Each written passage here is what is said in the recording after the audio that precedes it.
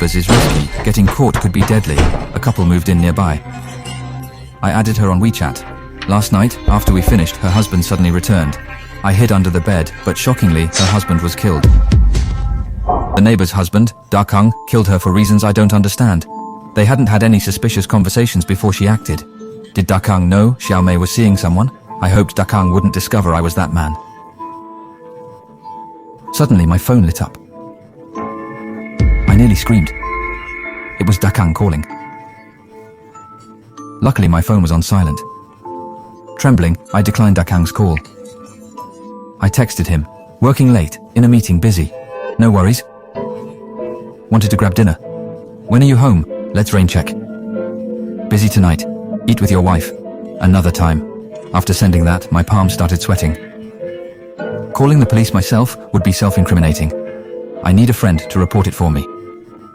But who to call? I don't want anyone knowing about the affair. I remembered a WeChat group with some basketball buddies.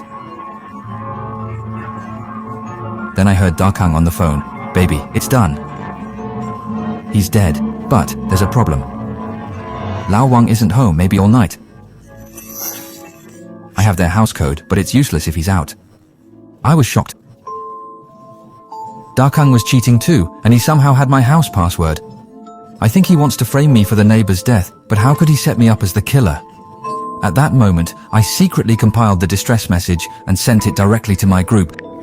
Brothers, emergency, help me call the police. 1404, building 13 of Qianlang community is my neighbor. The man killed the woman. I saw it clearly, but I can't call the police. Please help. This is serious. It's not a joke. Don't mess around. False police reports have severe consequences. You could be detained for days. If you can send messages, why can't you call the police? My phone is broken. I can't dial out. My legs went weak seeing the murder. I'm too scared to go out. I really witnessed a murder case. Don't panic though. I'll call 110 right away. When I first saw the message, I felt very relieved, because all I had to do was hide and wait for the police to arrive. But the chilling realization soon hit me. Dakang suddenly asked on the phone, "What? Old Wang is home and his phone is broken so he can't call the police, but he saw me kill someone." I was stunned. What's going on? Could someone in my WeChat group have immediately forwarded my message to Xiao San? With shaking hands, I checked WeChat to find I had been removed from the group, though the chat history remained. After Boss Gao agreed to report to the police for me, Chinchu suddenly said, "Don't fall for it. He fooled me into making a false report before. It was a huge hassle. I'll kick him out for the night to let him reflect." I thought Lao Zhang must have told on me, so I quickly pulled up my contacts to find Boss Gao's avatar and beg him to still help me call the police. But the light suddenly went out and I instinctively locked my phone screen. Then I heard Dakang's voice. "The power's been cut. I'm heading out. You all hurry over. I'll handle this immediately." My phone had no signal, which was very strange. Our area is known for having strong reception. Could Dakang have a device to jam the signals? That must be what he turned on. In that instant, I realized the situation might be far more complex than I had imagined. For instance, Dakang's helper clearly isn't just Xiao San alone, as I, a local friend group's admin, happen to know Dakang's mistress. Too coincidental. Impossible, really. I'm more inclined to think Lao Zhang befriended me to spy, even created that group for this purpose, because I had no plans to meet neighbors tonight. It was spontaneous, so Dakang thought I was home. Then I heard an eerie sound. "Dakang, we're here, 1402, right?" It sounded strange through a crackling speaker. They used walkie-talkies, and the voice sounded like Lao Zhang's. Indeed, it was him. He was downstairs all along. What kind of scheme is this? And what's the goal? Dakang quickly replied. "Code's 850705, his woman's birthday. Enter carefully. I'm handling Xiaomei's body." I hastily took a swig, nearly forgetting the neighbor's corpse on the floor. I held my breath, facing the body.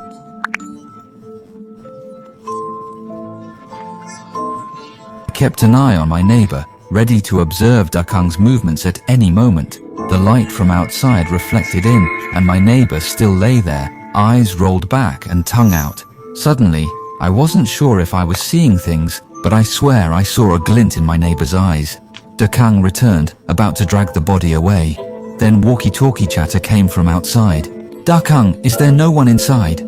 My wife and I searched everywhere but found nothing at all. "Everything's off. 3 people conspire, cut power and block signals just for this. Is all this really just to kill me and my neighbor?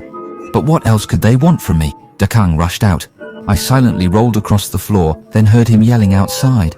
"Didn't he just send a message saying that? It's not to confuse you. He's not smart enough to notice anything off about you." "No, honey, something's definitely not right here." This time, it was a woman's voice on the walkie-talkie. "I can't figure why old Wang didn't call police. The no signal must be a lie. I think there's only one possibility. He can't speak. Could he be hiding in your room?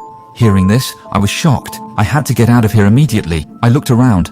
Only the bed to hide under, but the dark room gave me another idea. The window. I quickly got up, opened the window. I could fit through it. At that point, I didn't care what I do after escaping.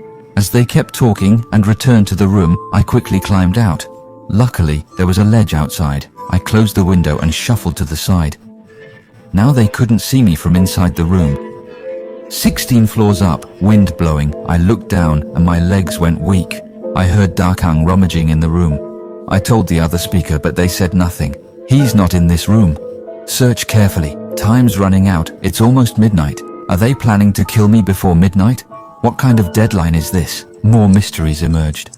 I couldn't understand what was happening at the time. Then I heard Dakang yell. The body vanished. Did you take it? The junior on the intercom was shocked. We're still here. Didn't you kill him? How could it just disappear? Hearing this, Dakang ran out again.